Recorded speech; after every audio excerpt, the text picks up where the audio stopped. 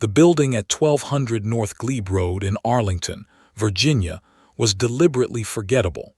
Rebecca Martinez had passed it 100 times during her years with the FBI, never once wondering what happened behind its unmarked concrete facade. She'd never imagined she'd actually enter it. Now, as she stepped through the security checkpoint, metal detectors that seemed almost ceremonial, guards whose faces were carefully constructed blanks, she felt the weight of transition pressing against her chest. This was a threshold. She could feel it in the recycled air, in the humming of the overhead fluorescent lights, in the way her credentials were scanned 3 separate times before she was allowed to proceed down the sterile corridor. The office was on the 4th floor, room 412, marked only with a number on a brushed aluminum plaque. Rebecca knocked, her knuckles producing a sound that seemed impossibly loud in the silence. A voice, male, neither young nor old, called her inside. The man sitting behind the mahogany desk had no name tag, no placard identifying his position, no visible indication of rank or authority. What he did have was presence. He was perhaps 60, with gray hair cut military short, and eyes that carried the particular weariness of someone who'd spent decades making decisions that would never be public. On the desk between them lay a folder, its cover stamped in red letters, classified above top secret. Her file. "Agent Martinez," he said, not standing, not offering his hand. "Thank you for coming." Rebecca sat in the chair opposite him without being invited. She'd learned years ago that hesitation in situations like this conveyed weakness. "You didn't give me much choice, sir." The message said it was urgent. A smile flickered across the man's face, approval perhaps. He opened the folder carefully as if the papers inside might detonate. 17 commendations. Hostage Rescue Team, FBI, 4 international operations, 3 domestic, 0 casualties among hostages recovered, 0 civilian casualties, perfect record. He looked up. "How do you do it, Agent Martinez?" "I train well, I stay calm under pressure, I have good partners." "No," he closed the folder. His fingers remained on top of it, pressing down as if to contain something trying to escape. "You do something else. Something that doesn't appear in training manuals or standard psychological evaluations. You see things other people don't see. You anticipate threats before they materialize. You make decisions that shouldn't work, but they do." He paused. 3 times in the last 5 years, you've made tactical calls that contradicted direct orders from your commanding officers. All 3 times you were correct. All 3 times your disobedience saved lives. Rebecca's jaw tightened. She hadn't known that her file was being analyzed at this level. Those were extraordinary circumstances. "Exactly," he leaned forward. "Which is why we're here. The United States Navy has a problem, Agent Martinez. Our most elite operators, SEALs, Special Warfare Command, they're exceptional, but they're trained within rigid frameworks. The world doesn't operate in rigid frameworks anymore. Our enemies don't play by established rules. We need something different, someone different." The room felt smaller suddenly. Rebecca could hear her own heartbeat, steady but quickening. "What are you proposing?" The man stood and walked to a window that overlooked Arlington's urban sprawl. His silhouette was backlit, making his features harder to read. "A program that doesn't officially exist. A recruitment that you'll never be allowed to discuss. A service contract that will require you to disappear from your current life, not physically, but effectively. You'll have a cover, an official position, but your real work will exist in spaces that don't appear on any organizational chart." "That's illegal," Rebecca said quietly.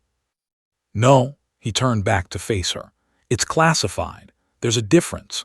We operate under presidential authority and congressional oversight. Black budget, yes, but legitimate. What we're building is a response to threats that conventional special operations can't adequately address. We need operators who can think beyond the military orthodoxy. We need people who can make decisions in gray zones where the law is ambiguous and the stakes are absolute." Rebecca's mouth was dry. She'd spent 17 years in law enforcement, in institutions that had rigid chains of command, clear legal boundaries, defined rules of engagement. What this man was describing sounded like a complete inversion of everything that had defined her career. And yet, and this was the part that terrified her, it was exactly what she'd always wanted. The part of her that had chafed against regulations, that had questioned orders when those orders felt wrong, that had gone rogue 3 times and been vindicated each time. That part was roaring to life. "Who else knows about this?" she asked. "Your immediate supervisor knows you're being transferred to a special assignment. That's all. Beyond this room you don't exist, Agent Martinez. Your cover will be complete. Your real family, your personal relationships, those will continue, but they won't be your priority. Your life will belong to this program." She thought of David, her girlfriend of 4 years. They'd been talking about moving to Portland, about building a normal life together. She thought about her mother in New Mexico, who still called every Sunday to ask when Rebecca was coming home for a visit. She thought about the apartment in Alexandria she decorated with care, the yoga classes she attended, the book club she'd been part of for 2 years. All of that would have to become secondary, or disappear entirely. "What happens if I refuse?" she asked. "You walk out of here and return to your normal assignment. We classify this conversation and you never hear from us again. No consequences, no punishment, just a quiet exit." But there was something in his eyes that suggested that exit would be watched, that she'd be flagged in some database she'd never know about, that opportunities would quietly dry up. "And if I accept?" He reached into a drawer and removed a pen, a form, and a flash drive. "You sign the secrecy agreement. You memorize the information on the drive and destroy it. You show up to a location in California next Monday. You disappear into the forge. And in 3 years, if you survive it, if you prove capable, you'll become something the world has never seen before." Rebecca picked up the pen. Her hand was steady even though her thoughts were a hurricane. She thought about those 3 times she'd disobeyed orders and been right. She thought about the 17 commendations that felt like they belonged to someone else, someone who played by rules she'd stopped believing in years ago. She signed. As her pen crossed the final line of her old life, the man nodded slowly. "Welcome, Agent Martinez. By the way, once you complete the program, if you complete the program, they'll give you a call sign, something that captures who you've become." He smiled, and it was the first genuine smile she'd seen from him. "Based on your file, I'm betting they call you something predatory, something that hunts." Rebecca set down the pen. She understood in that moment that she just signed away not just her career, but her identity. What would emerge from the forge wouldn't be Rebecca Martinez anymore. That woman would have to die so that something sharper, deadlier, and far more dangerous could take her place. "When do I start?" she whispered. "Monday," he said. "Don't say goodbye to anyone, just disappear." She picked up the flash drive with trembling fingers and left the room. The Black Hawk helicopter descended into darkness so complete it seemed sentient. Rebecca gripped the safety line with both hands, her stomach dropping not just from the altitude but from the finality of the moment. Below, somewhere in the Sierra Nevada mountains, the facility that had no name waited for her. The facility they called the Forge. She'd signed the papers 5 days ago. She'd told David she was being transferred overseas for a classified assignment, something that would take her away for several months. Her mother's phone call had gone to voicemail.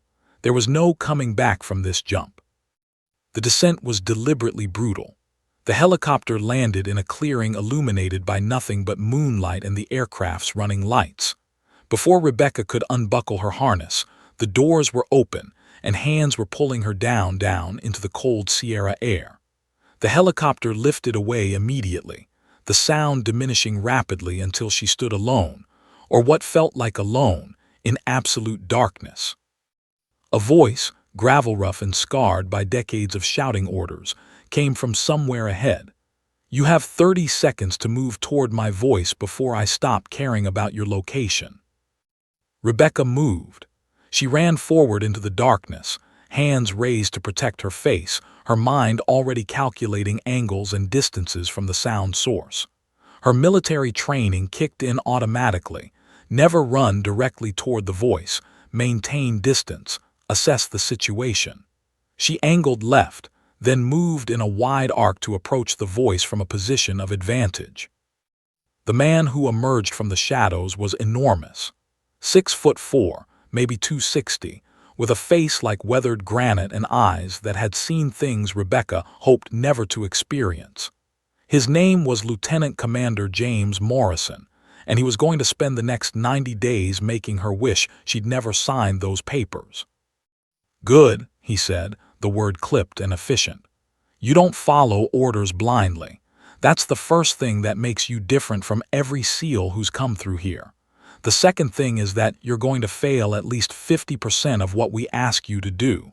The question is whether you'll quit before we do." Rebecca's breathing was steady, despite the adrenaline flooding her system. "I don't quit, sir." Morrison's laugh was genuinely amused, which somehow was worse than if he'd been angry. "Everyone quits. Everyone has a breaking point. We're going to find yours." The first week was designed specifically to break her. They kept her awake for 72 hours straight, running scenarios that had no solutions. Hostage situations where every tactical approach resulted in simulated casualties. Intelligence puzzles where the data contradicted itself. Decisions where saving one group meant sacrificing another. Rebecca was rotated through a series of instructors, all former special operators, all carrying the particular hardness of men who'd made life-and-death decisions and lived with the consequences. They watched her with the kind of skepticism usually reserved for carnival fortune tellers. A woman, in an elite black ops program. The disbelief was palpable. By day 10, Rebecca understood the first brutal truth of the Forge. This wasn't a military training facility. This was a crucible designed to forge a specific kind of operator, someone who could think faster than her fear, who could make decisions without moral paralysis, who could operate in the gray spaces where warfare became something else entirely. The physical training was almost secondary. Yes, she ran until her legs felt like they'd separate from her hips. Yes, she went through obstacle courses designed by sadists, carrying 100-pound rucksacks through mud and fire. Yes, she learned combat knife techniques from an instructor who moved like he was conducting a dark symphony. But the real training happened in the classroom. In week 3, Morrison gave her a scenario. A high-value target was being held in a fortified compound in a foreign city. The target had intel about 3 active terror cells. The catch, and there was always a catch, was that extracting the target would require her to kill 12 guards, destroy evidence that would incriminate a U.S. ally government, and potentially trigger a diplomatic incident. Extract the target and risk an international crisis. Leave him and lose intelligence that could prevent attacks on American soil. Most operators would have asked for permission, asked for higher authority guidance, tried to defer the decision upward. Rebecca didn't. She sketched out a plan that involved extracting the target, burning the evidence in a way that looked accidental, and leaving enough plausible deniability that no one could prove American involvement. The plan was ruthless, elegant, and morally murky. Morrison watched her presentation in silence. When she finished, he simply nodded. That single nod meant everything had changed. By week 6, the other instructors started asking her for advice on their scenarios. By week 8, younger operators who were rotating through, actual SEALs doing cross-training, were watching her during tactical exercises with something approaching reverence. She could see threat patterns before they formed. She could anticipate ambushes by reading barely perceptible environmental clues. She moved through scenarios like she could see 3 steps into the future. In week 10, during a night navigation exercise, Morrison was watching from the observation post when Rebecca did something that made even him catch his breath. She was being pursued through rough terrain by a training team designed to capture her. Instead of running, instead of hiding, she did something unexpected.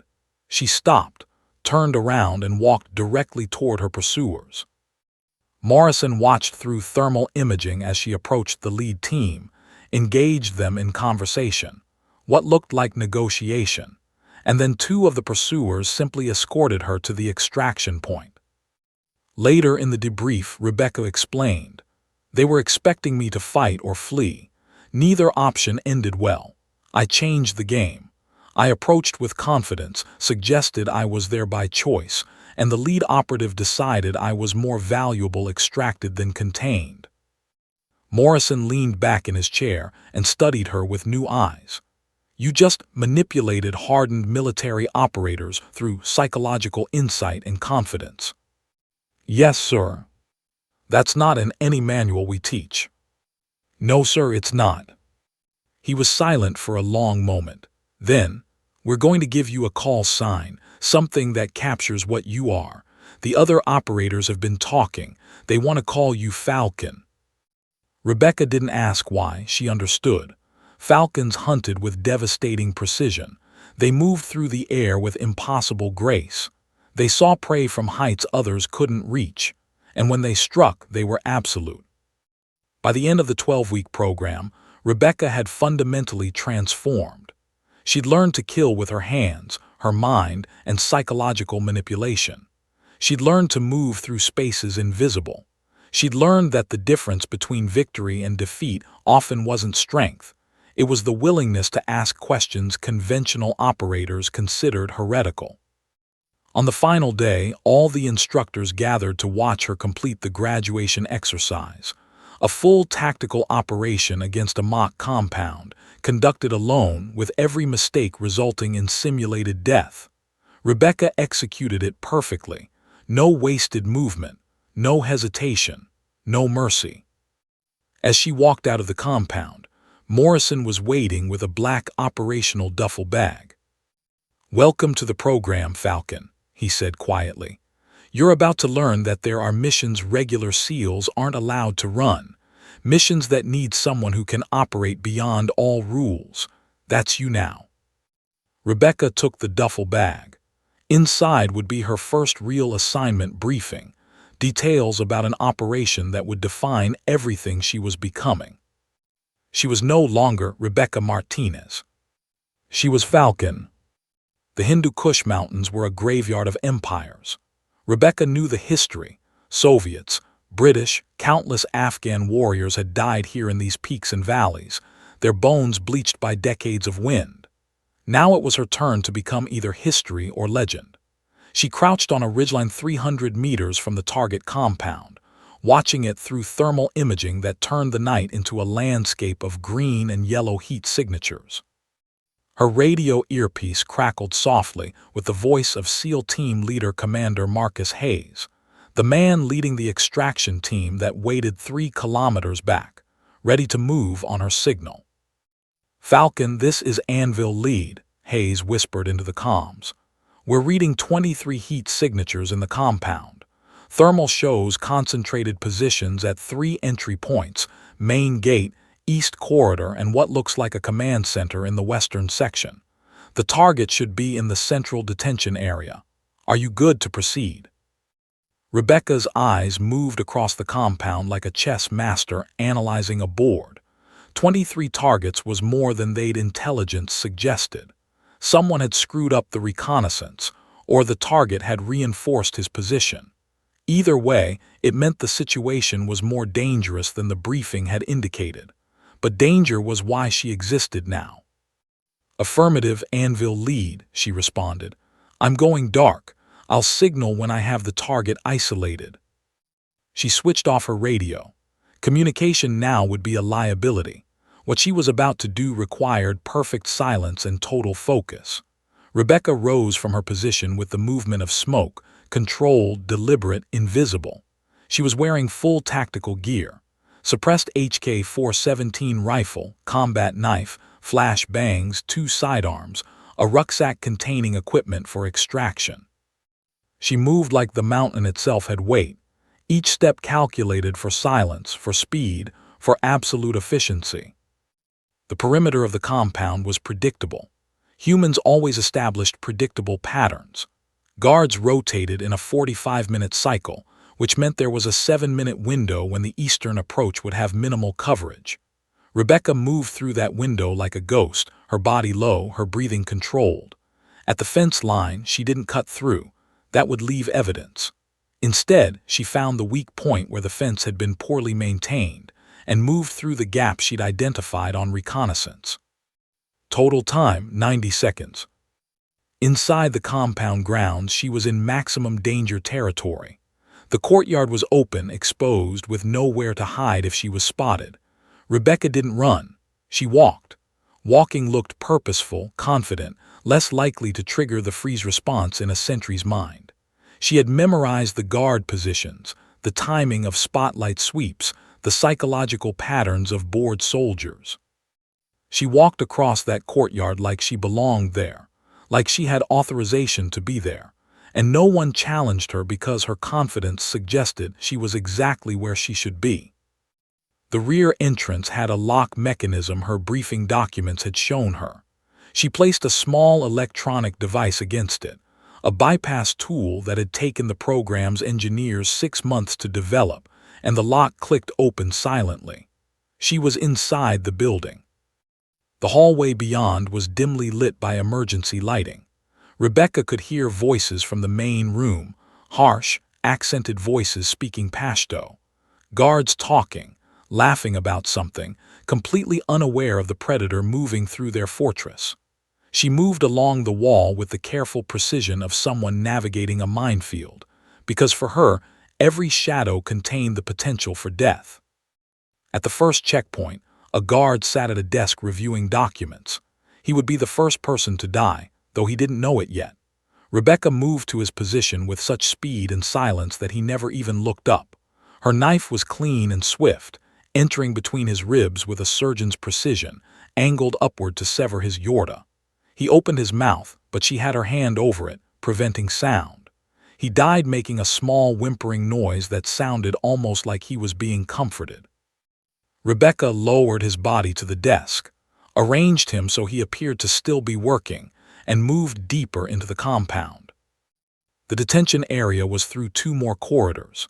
At each junction, she paused, scanning for thermal signatures beyond walls. She could read the compound's layout in her mind now, could visualize where people stood, where vulnerabilities existed. When she encountered the second guard, a younger man, probably in his 20s, walking a patrol route that would bring him directly into contact with her, she didn't kill him. Instead, she pressed herself into a corner, let him walk past, then struck with enough force to render him unconscious. 2 kills maximum per infiltration. That was the rule. After that, people started assuming there was an intruder rather than someone who belonged. The detention block had 3 cells. In the middle one, bound to a chair, was Malik Hakim, a Taliban commander with intelligence about 3 active cells planning attacks on American bases. The man was barely conscious, tortured, clearly expecting execution rather than rescue. When Rebecca cut his bonds, his first instinct was to cry out. She placed a hand over his mouth, firm, commanding, and stared into his eyes with such intensity that his fear transformed into compliance. She pressed a pistol into his hands. A test. Would he take it and use it? Would he try to run? Would he compromise the extraction with panic? He held the pistol with shaking hands, understanding without language that he'd been given agency over his own survival. "Quiet," she whispered in Pashto, a language she'd spent the last 3 weeks studying. "We move now. You stay behind me. You do exactly what I do. You understand?" He nodded. They moved back through the corridors with agonizing slowness. Rebecca was carrying more weight now, both her equipment and the psychological burden of keeping Hakim alive and moving. Outside the compound, they were most vulnerable. The courtyard crossing had to happen during the spotlight sweep cycle, which meant Rebecca was calculating angles, timing, probability in real time. The explosion came as a shock. Behind them, at the eastern quadrant of the compound, something detonated. Not their doing. Rebecca's mind analyzed in a fraction of a second. Someone had discovered the unconscious guard and triggered an alarm, or there was a secondary security system she hadn't detected. Doesn't matter. adjust, adapt. Run, she told Hakim, and this time they sprinted across the courtyard, all pretense of stealth abandoned. Gunfire erupted behind them, the sound of confusion and panic, guards firing at movement they didn't understand. Rebecca didn't return fire. She had one objective: get Hakim out alive. Everything else was noise. They hit the fence line at a full sprint. Rebecca half-carried the wounded prisoner through the gap, and they were over the ridgeline as the compound descended into chaos. Behind them, soldiers were pouring out of buildings, shouting, firing in every direction. Smoke was rising from the eastern section. Rebecca's radio crackled.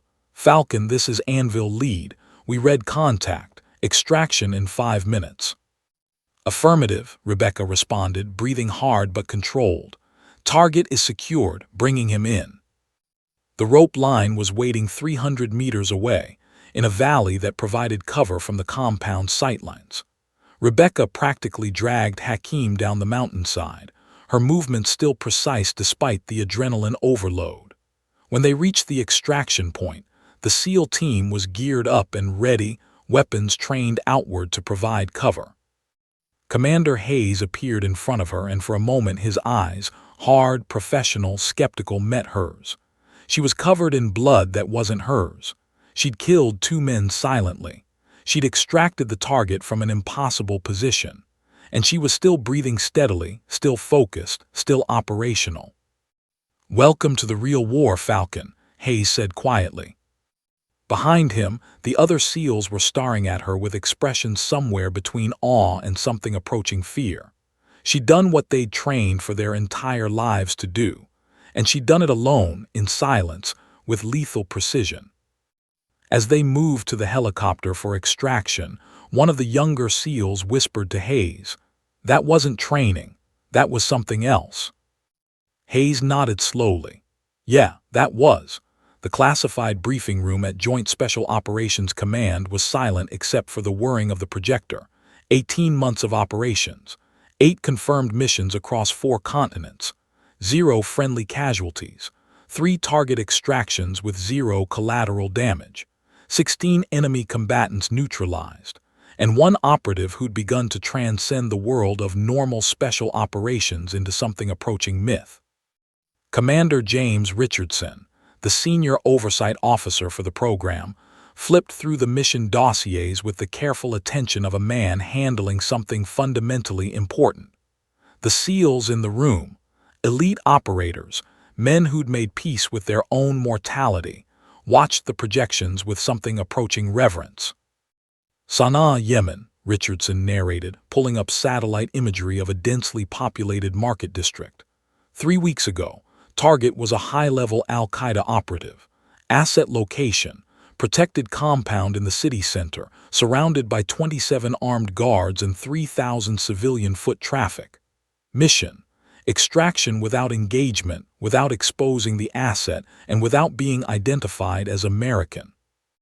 The image shifted to footage recovered from security cameras, grainy, disjointed, but unmistakable. A woman in traditional Yemeni dress moved through the crowded market like she was floating. Her burqa concealed her identity completely, but her movement was hypnotic. She glided past vendors, past children, past armed guards, with the absolute confidence of someone who belonged entirely to that place. Her hands, visible occasionally, showed the precise madra movements of a Yemeni woman comfortable in her own culture. "She spent 45 minutes in that market," Richardson said. 45 minutes walking past an asset who was actively being watched by 3 separate Al-Qaeda security teams. Not one of them suspected her. Not one of them looked at her twice. A SEAL named Tors raised his hand.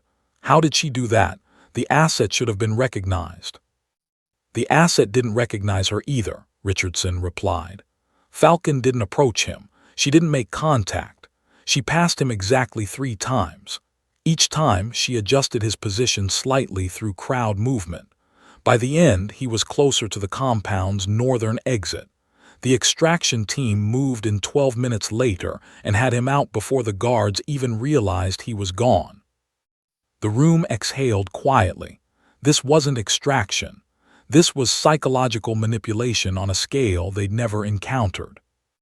Mogadishu, Somalia, Richardson continued, advancing the presentation. 6 weeks ago, Target was a warlord controlling 3 city blocks and harboring ISIS operatives. Standard extraction parameters would have required a team of 8 to 10 operators. Falcon went in alone. The security footage showed her moving through a market in Mogadishu, but this time she wasn't hiding. She was visible, distinctive, moving with purpose through territory controlled by the warlord's forces. She wore traditional Somali dress but carried herself with the bearing of someone important. When armed men approached her, she didn't run. She engaged them in what appeared to be negotiation. "Somali," Richardson said quietly. She spoke Somali, fluent Somali.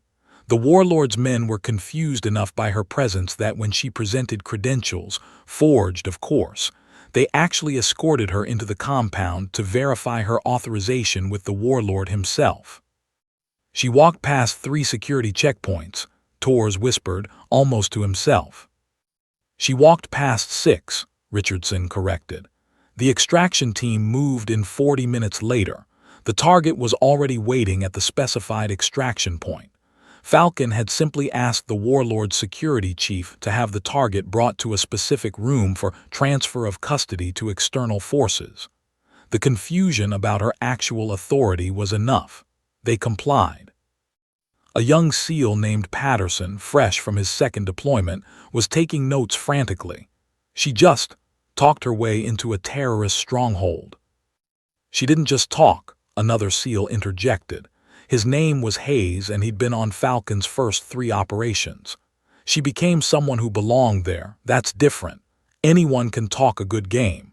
Falcon actually makes you believe she's supposed to be there. There's something in her bearing, her confidence, the way she moves. You stop questioning her. Richardson nodded. That ability has proven to be her greatest asset. It transcends language, transcends culture. She has an intuitive understanding of authority structures and how to exploit them. The presentation continued through 6 more operations.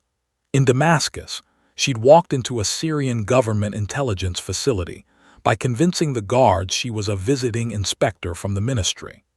In Lagos, she'd negotiated with a Nigerian crime lord for the release of an American asset by understanding the precise social pressure that would make compliance preferable to resistance. In Bangkok, she'd extracted a whistleblower from a hotel room on a high-security floor by convincing hotel staff. She was hotel management conducting an internal security audit. But the most chilling operation was Islamabad. 3 months ago, Richardson said, his voice dropping.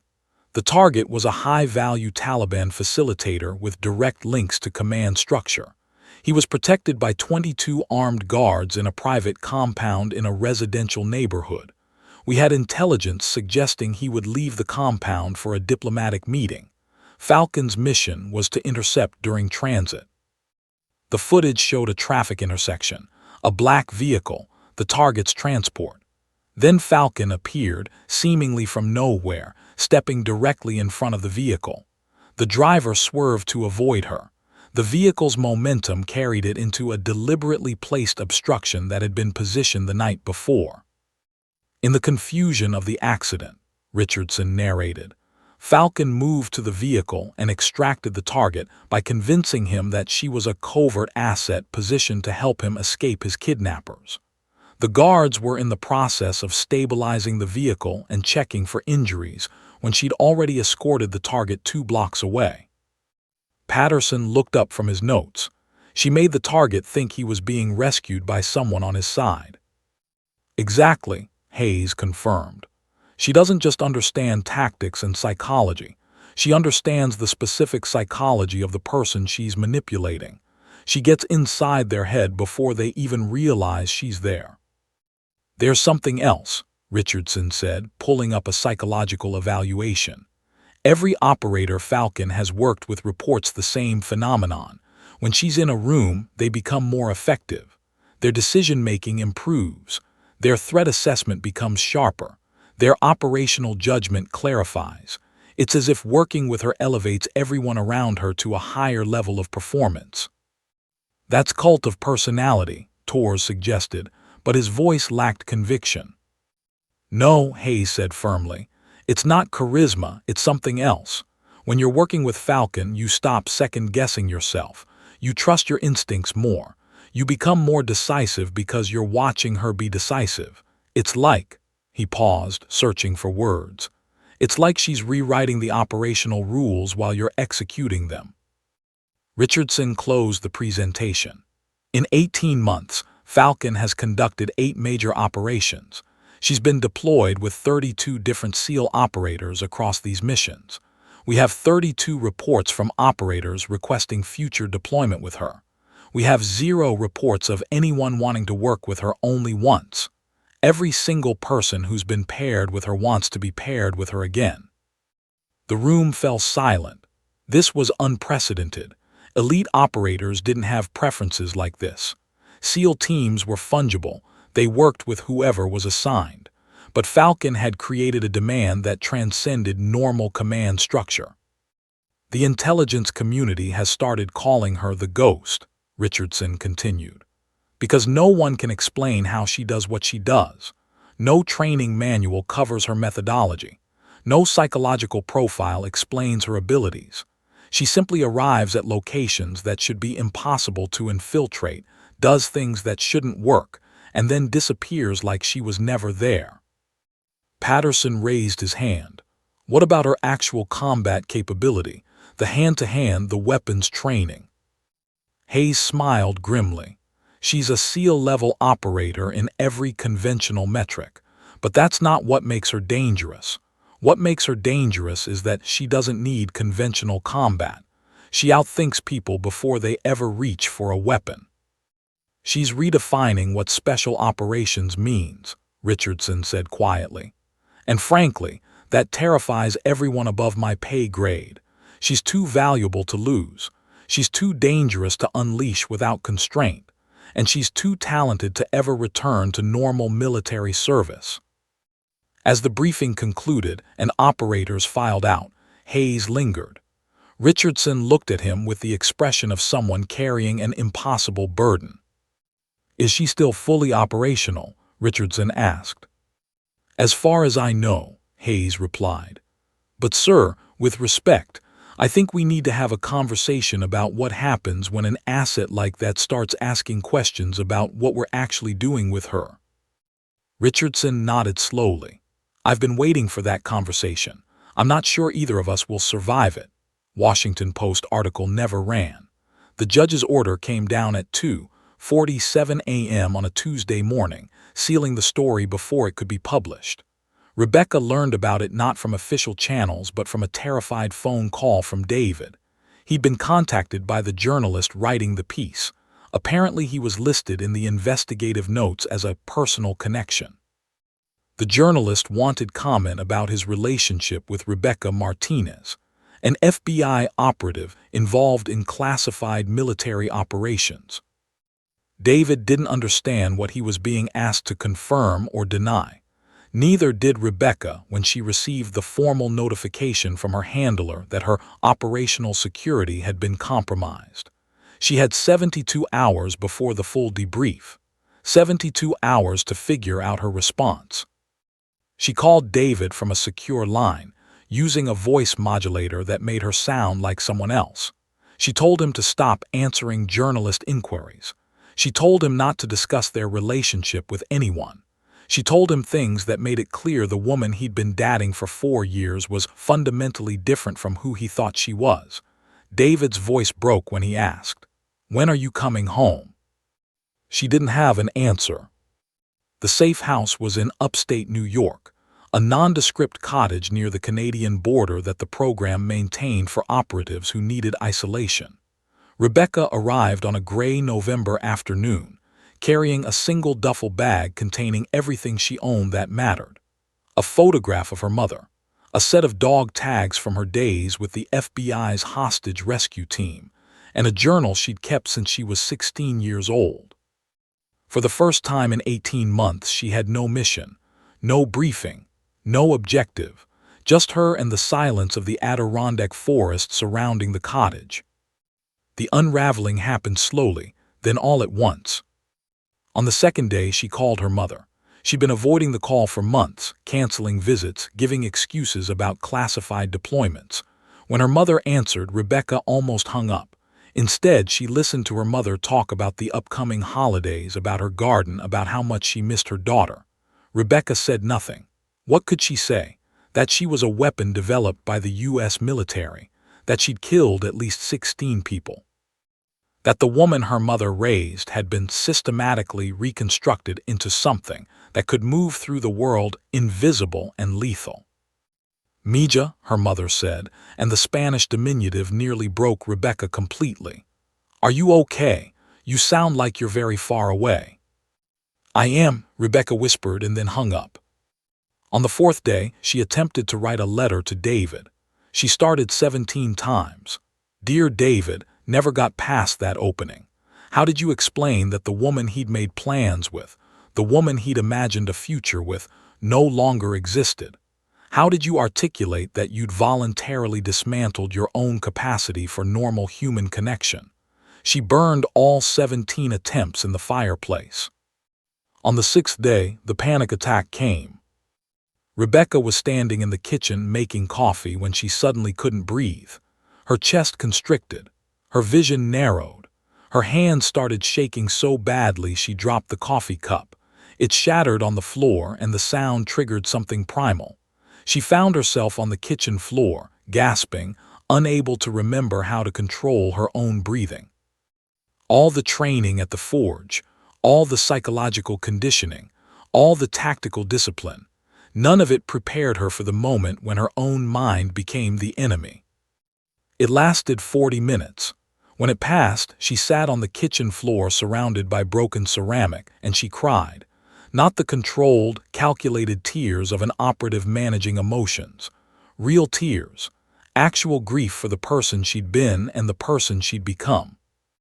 On the eighth day, Richardson visited. He arrived in a black SUV with 2 security personnel who waited outside. Richardson was different in person than in the classified briefings. Older, smaller, more worn by the weight of his decisions. He carried himself like a man who'd made choices he couldn't unmake and had to live with the consequences. How are you managing? He asked, sitting across from her at the cottage's dining table. I'm not, Rebecca said, and the honesty surprised her. She'd been trained to always project competence, always appear controlled. I've killed 16 people. The woman I loved thinks I'm a ghost. My mother believes I'm betraying her by not coming home. And I exist in a database somewhere as an asset that doesn't officially exist. So no, I'm not managing well. Richardson nodded slowly. The psychological cost of what we've asked you to become is substantial. We knew that when we recruited you. Did you know I'd fall apart? Rebecca asked. We knew it was possible. We hoped your training would inoculate you against it. He paused. The program wants to extend your contract. 5 more years with increased autonomy and higher-level missions. Rebecca laughed, and it sounded slightly unhinged. You want me to sign up for another 5 years of slowly disappearing? We want you to choose it consciously, Richardson said. We're not forcing you. You can walk away. You can take the severance package, go into civilian life with a new identity, and disappear into the normal world. But you'll always know what you're capable of. You'll always understand that there are things happening in the shadows that most people never see. That knowledge doesn't go away. Is that a threat? It's a reality, Richardson said. You can't unknow what you know. You can't become untrained in what we've trained you to do. The question is whether you want to continue using those abilities or spend the rest of your life running from them. Rebecca looked at her hands. These hands had killed. These hands had manipulated psychological vulnerabilities. These hands had saved lives and destroyed them. She couldn't see a future where those hands did ordinary things, typed emails, held a normal person's hand, built a normal life. If I extend the contract, she said carefully, do I get any of my old life back? No, Richardson said immediately. Your old life is incompatible with this work. David would have to believe you're someone else. Your mother would have to accept that you're not the daughter she raised. Your old identity would need to remain buried. So I'm choosing between two kinds of death, Rebecca said. Death by slow separation from everything that made me human, or death by pretending to be someone I'm not in the normal world. Yes, Richardson said. It was refreshing in a terrible way that he didn't try to sugarcoat it. Rebecca stood and walked to the window. The forest beyond was dark, November having stripped the trees bare. She thought about David waiting for a phone call that would make sense of her disappearance. She thought about her mother waiting for a daughter who wasn't coming home. She thought about Falcon, this thing she'd become, and the fact that Falcon had no future except as long as she could be useful to people like Richardson. I need more time, she said. You have 30 days, Richardson replied. After that, we move you into the next operational cycle or process your discharge papers. He left the cottage as silently as he'd arrived. Rebecca stayed at the window, watching the darkness, and understood with absolute clarity that her real war had just begun. Not the wars in Yemen and Somalia and Pakistan and Syria. Those were external, manageable, winnable. This war was internal, a war against everything she'd sacrificed to become, against every relationship she'd abandoned, against the fundamental human need to belong somewhere. This was the war that would decide whether Falcon survived, or whether Rebecca Martinez finally returned. And unlike the other wars, Rebecca had no certainty about which outcome she actually wanted. The mission brief came through encrypted channels on a Thursday morning. Rebecca had been at the safe house for 19 days, existing in a state of suspended animation, neither accepting nor refusing Richardson's contract extension. The brief was marked flash priority, which meant it bypassed normal review cycles and came directly from someone at the highest levels of command.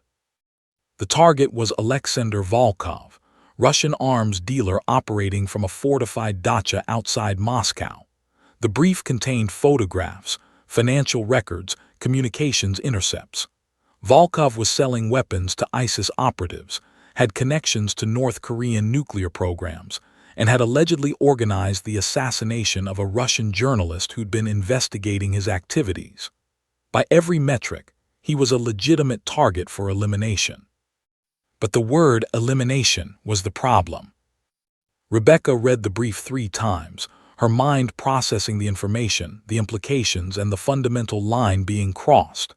Every previous mission had parameters: extraction, reconnaissance, asset recovery, intelligence gathering. This was different.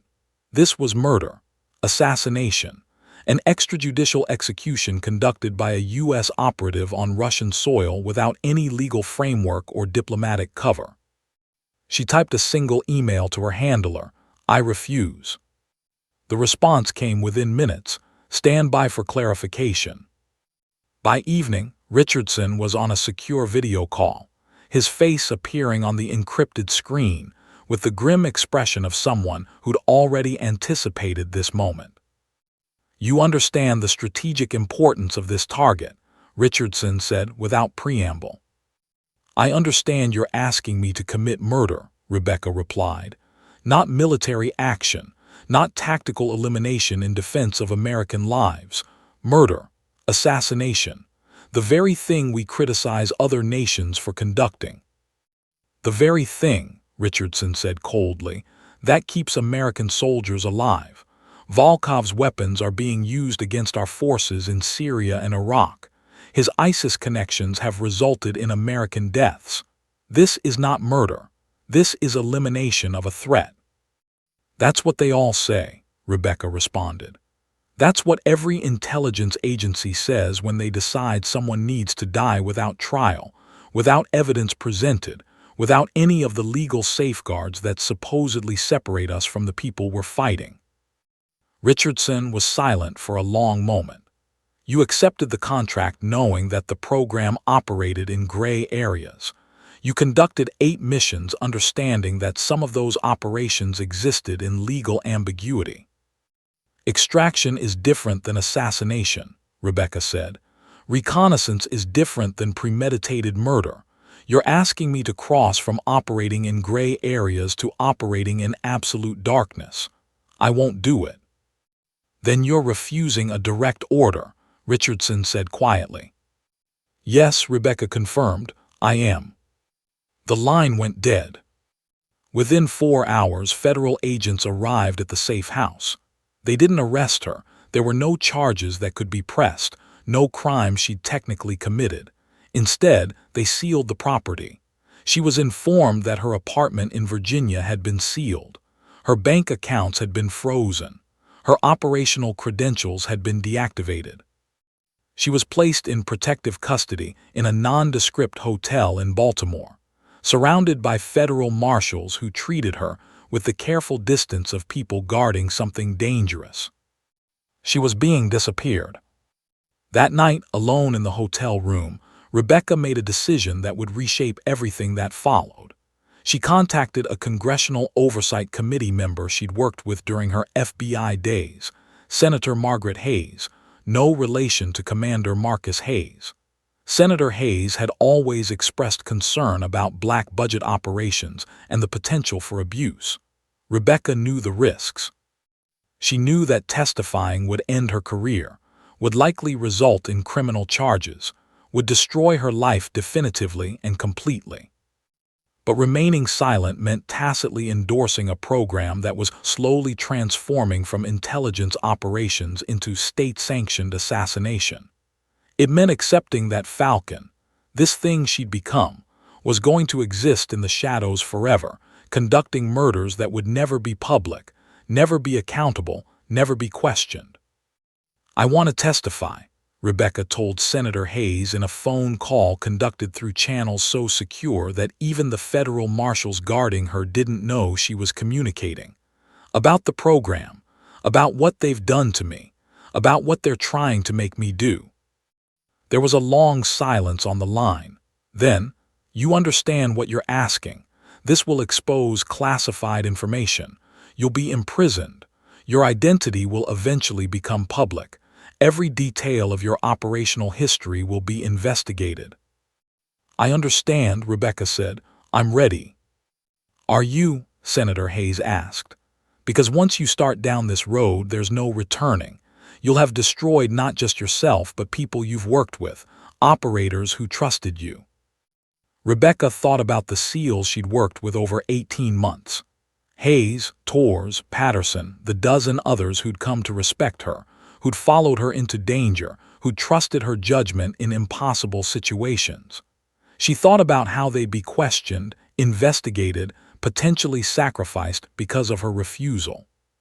They deserve to know what the program actually is, Rebecca said. They deserve to understand that they're being used to conduct operations that violate international law. If my refusal exposes that, then that's the cost. Within a week, congressional committees were being briefed. Within 2 weeks, classified information about the program was being shared with oversight committees. Within a month, the investigation had reached the highest levels of the Pentagon. The briefing room where Rebecca testified was windowless and climate-controlled to an almost painful degree. Senators, congresspeople, military brass, intelligence community representatives, all of them gathered to hear from the operative known as Falcon. She was sworn in like a normal witness, though nothing about the situation was normal. For 14 hours, she described the program in meticulous detail. The recruitment, the training at the forge, the psychological conditioning, the operations conducted in legal gray zones, the targets eliminated without trial, the missions that serve strategic interests rather than direct defense of American lives. She didn't minimize her own culpability. She'd killed 16 people. She'd manipulated vulnerable individuals. She'd participated in a system designed to transcend normal legal and ethical constraints. When asked why she was testifying, she was honest. Because I became the weapon they wanted me to become, and I realized that weapon was being aimed at targets the U.S. government had no legal right to eliminate.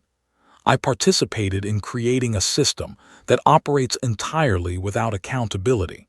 I participated in becoming something that should not exist in a democratic nation. The SEALs didn't abandon her. Instead, they submitted their own statements. Commander Hayes called the program a dangerous evolutionary dead end that compromised American military integrity. Commander Richardson was quietly removed from his position. 2 officials resigned. 2 faced criminal investigations. But the consequences for Rebecca were immediate and severe. Her discharge papers were classified. Her entire operational record was sealed. Her identity was compartmentalized so thoroughly that official documentation of her existence was nearly erased. She was given a new identity, a severance package of $2 million, and relocated to Portland, Oregon. She was prohibited from discussing any aspect of the program under penalty of severe criminal charges. She'd won. She'd destroyed the program that had tried to destroy her. She'd exposed the machinery of black operations that had been designed to exist forever in the shadows. But victory felt a lot like another kind of death. As she sat in her new apartment in Portland, looking out at a city where no one knew her real name, Rebecca understood that she'd saved the nation's soul but lost her own place in the world. She was neither Falcon nor Rebecca Martinez anymore. She was something in between, a ghost who'd chosen to haunt the systems that had created her.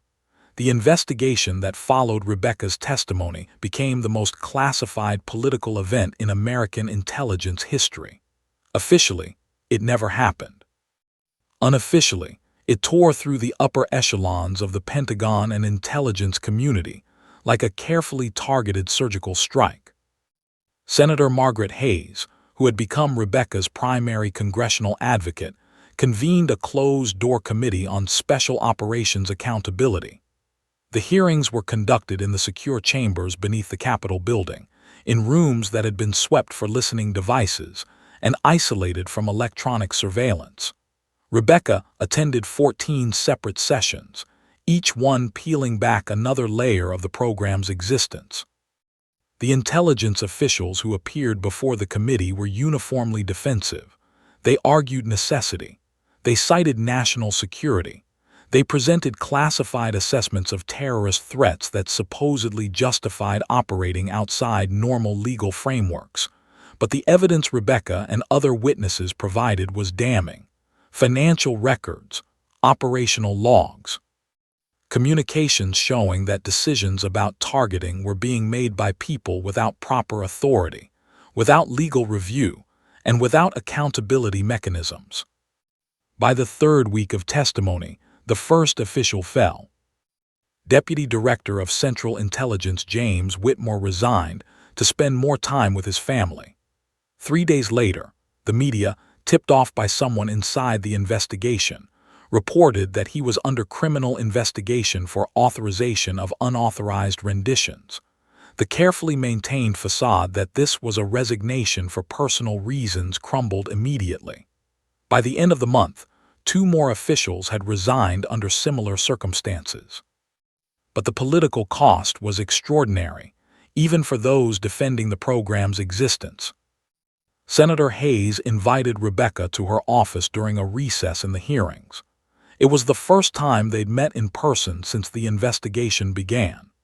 Hayes was in her 60s, with silver hair and eyes that carried the particular weariness of someone who'd spent decades fighting against institutional resistance to change. "They're offering me a deal," Hayes said without preamble. "A compromise. The program gets terminated officially. A few officials take criminal charges to satisfy public demand for accountability, but in exchange the entire investigation gets sealed. No public report, no congressional findings made public. The program simply disappears." Rebecca felt her stomach tighten. That's not accountability, that's just damage control. "Yes," Hayes agreed, "but it's also the only deal that's currently on the table. The Pentagon is threatening to withhold cooperation with other military matters if the investigation continues. The intelligence community is threatening to compromise specific ongoing operations if details become public. They're holding the entire national security apparatus hostage to protect the program. So what do I do? Rebecca asked. You decide, Hayes said. We can accept the compromise and watch most of this get buried, or we can push for public accountability and risk genuine national security breaches. There's no clean victory here. Rebecca stood and walked to the window of Hayes' office. Below, Washington sprawled in its usual organized chaos, the machinery of government, the complexity of power, the collision between idealism and pragmatism. She thought about the 16 people she'd killed. She thought about the operators she'd worked with. She thought about the institution that had created her. How much can we declassify? She asked. Some, Hayes said. Not everything, but enough to establish that the program existed, that it operated in legal gray areas, and that certain officials knew it was crossing ethical lines. Enough for the historical record. Then that's what we do, Rebecca said. We get as much public truth as we can, accept the compromise, and move on. The final agreement took 3 months to negotiate. The program was officially terminated. 4 officials resigned or were fired. 1 faced indictment on charges of exceeding his legal authority. The classified report, the real report, not the sanitized version for public consumption, was filed into congressional archives marked for future declassification review. The public narrative was carefully managed. A special operations program designed with good intentions had gradually evolved beyond appropriate oversight. Reforms were being implemented. Congressional mechanisms for monitoring black budget operations were being strengthened. Everything was being addressed. The implication that America was safe from this kind of abuse was carefully maintained, even though Rebecca knew the truth was far more complex. The SEALs handled the aftermath with quiet professionalism. Commander Marcus Hayes, unlike the intelligence officials who'd been sacrificed, was protected by his operational record and the support of his subordinates. The SEALs who'd worked with Rebecca submitted statements defending the integrity of operators while acknowledging that the program structure had been fundamentally flawed. It was a careful distinction, protecting the warriors while exposing the war itself. But there was something more significant happening in the classified training world. Navy Training Command quietly began implementing something they called the Falcon Protocol, a set of tactical and decision-making frameworks that emphasized innovation, precision, and ethical clarity. Young operators studied the methodology without knowing her name. Declassified documents referenced Agent Falcon in ways that felt almost mythical. She'd become a legend that couldn't be named, an influence that couldn't be acknowledged, a guide for future operators on how to think about the intersection of capability and conscience. Rebecca's discharge came through in February. The paperwork was classified, the process sealed, her operational record hidden behind security clearances that future researchers would spend decades trying to access. She was given a new social security number, a new driver's license, and a new name. Sarah Chen, former private security consultant, relocating to Portland, Oregon for a fresh start. The severance was substantial, $2 million, but the cost was complete. She couldn't contact David. She couldn't call her mother. She couldn't acknowledge her own history. She didn't exist in any official capacity. Every achievement, every operation, every moment of becoming the person she'd been was now classified beyond public knowledge. In her final meeting with Senator Hayes, the senator handed her an unmarked envelope. "What is this?" Rebecca asked. "Your real discharge papers," Hayes said. "Not the classified version. Everything you actually did, everything you actually are. Documented, signed, sealed. I'm giving you a copy because you deserve to know that what you did mattered, that your testimony changed the trajectory of American intelligence operations, that institutions do listen when someone is willing to break." Rebecca opened the envelope. It contained a detailed record of her entire service: recruitment, training, operations, testimony. A historical document that would never be made public but would exist in the archive of her own memory. The investigators called me after your testimony, Hayes continued. They said something I've never forgotten. They said that they'd been prepared to build a system like this regardless, that if you hadn't existed, they'd have recruited someone else. They'd have created Falcon whether you volunteered or not. By refusing the assassination mission, by testifying, by forcing accountability, you prevented the next iteration. You prevented the program from becoming permanent. Rebecca held the envelope like it was made of glass. Does that make me feel better? No, Hayes said honestly. But it should help you understand that your sacrifice wasn't pointless. You saved people you'll never meet from situations you'll never know about.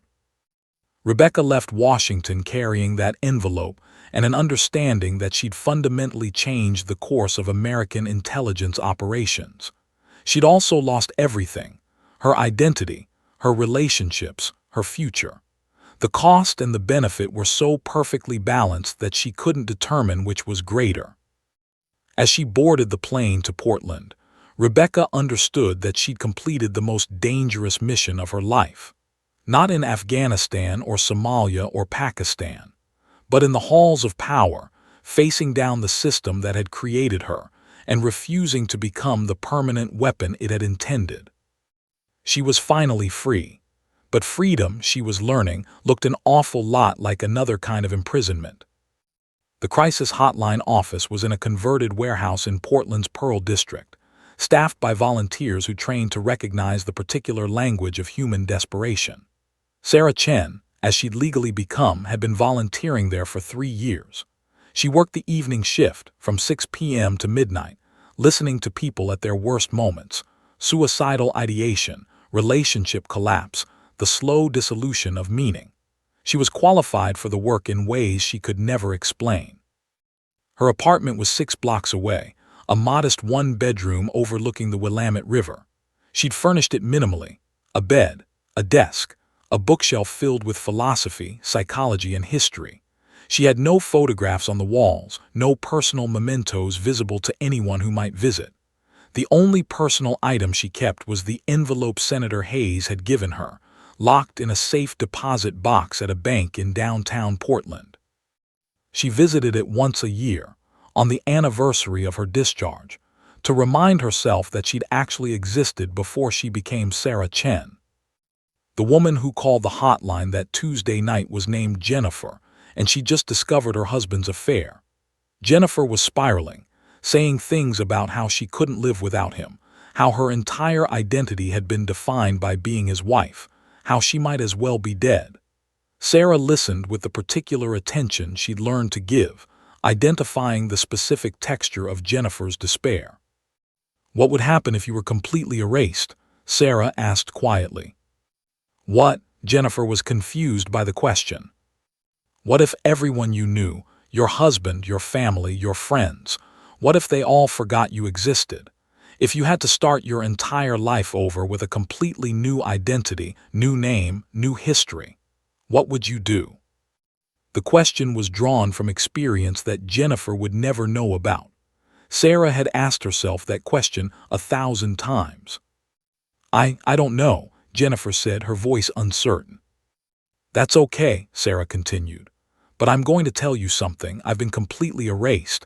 I exist on no official records. No one I knew before exists in my current life, and I'm still alive, I'm still here, and I've found meaning in the strangest places." She paused. "You're not your husband's wife, Jennifer. That's what you're learning, and it's painful, but it's also liberation. Who are you when nobody's defining you?" Jennifer cried on the phone for another 20 minutes. By the end of the call, she was starting to see possibility in her own erasure rather than just devastation. Sarah didn't know if the call would save Jennifer's life. She'd learned that she couldn't carry responsibility for outcomes she couldn't control. But she offered something she'd spent years learning to offer: the understanding that complete loss can sometimes be the precondition for genuine change. After her shift ended, Sarah walked along the riverside, as she did most evenings. The Willamette was moving toward the Pacific, water flowing inevitably downriver toward dissolution and reformation. She often thought about what it meant to flow toward something you couldn't see, to let go of every identity and structure and trust that what emerged on the other side would be worth the dissolution. The memory came to her unbidden, as memories often did. A classified briefing at Joint Special Operations Command. A young SEAL named Patterson was giving a presentation on decision-making under tactical stress. His methodology was drawn directly from the Falcon Protocol, the framework that had been built from Rebecca Martinez's operational approaches, disseminated throughout the military training establishment without ever publicly acknowledging her existence. Patterson, who would never know her real name, was teaching other operators how to think the way she'd learned to think. He was passing forward a legacy that couldn't be attributed, a body of knowledge that would shape operators for decades, perhaps centuries. She'd become a ghost haunting American military training. She'd become methodology. She'd become a way of approaching problems that transcended any single person.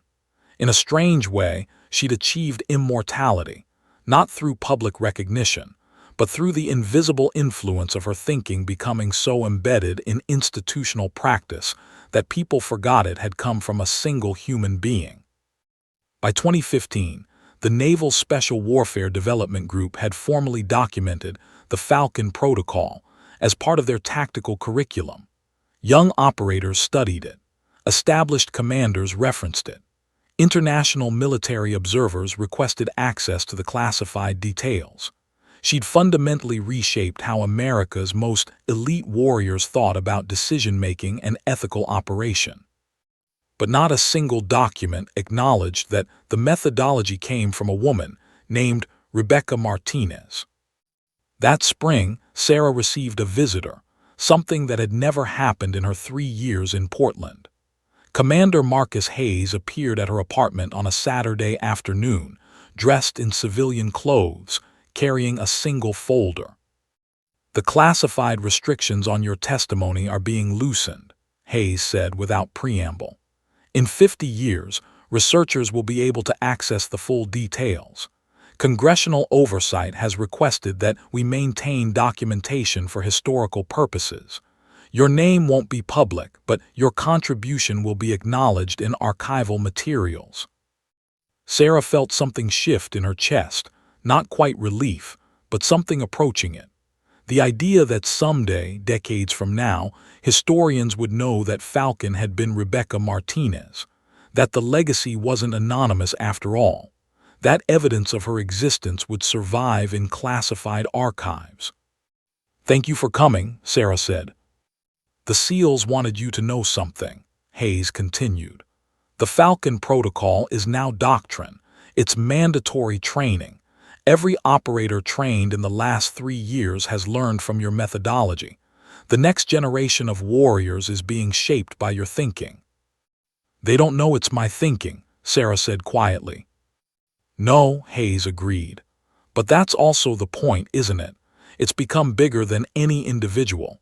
It's become something that transcends attribution. That's a different kind of immortality." After Hayes left, Sarah stood on her balcony watching the river. She thought about the woman she'd been, the FBI agent, the trainee at the forge, the operative called Falcon. She thought about the lives she'd saved and the lives she'd taken. She thought about the program she'd destroyed and the legacy she'd inadvertently created. She'd sacrificed everything to become a weapon. Then she'd sacrificed her identity to refuse that weaponization. Now she was sacrificing her public recognition to allow her legacy to exist independently of her own name. Each sacrifice had felt like death, but each had also been liberation. That evening at the crisis hotline, a new caller came through, a young man who just finished military service and couldn't adjust to civilian life. He talked about the training he'd received, about a framework called the Falcon Protocol that had changed how he thought about decision-making under stress.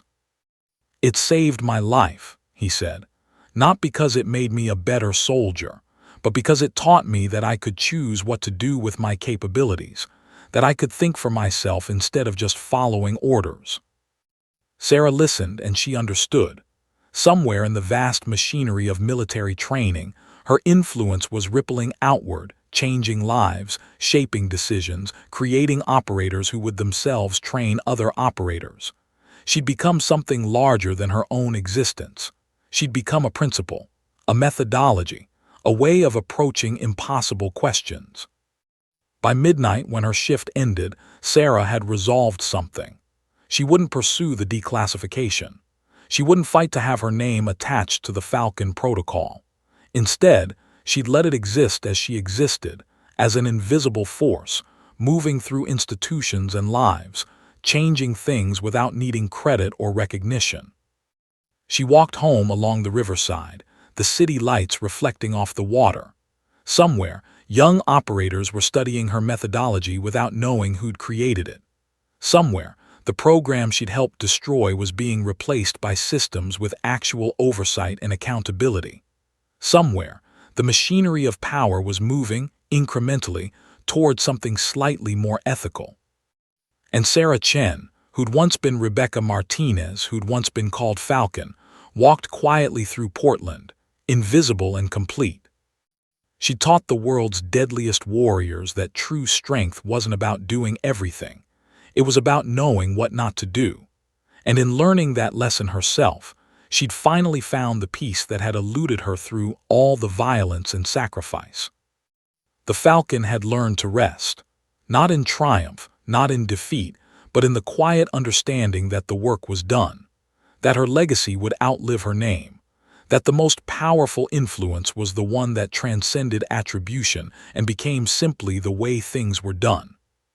She was free, and this time freedom felt like home. The end.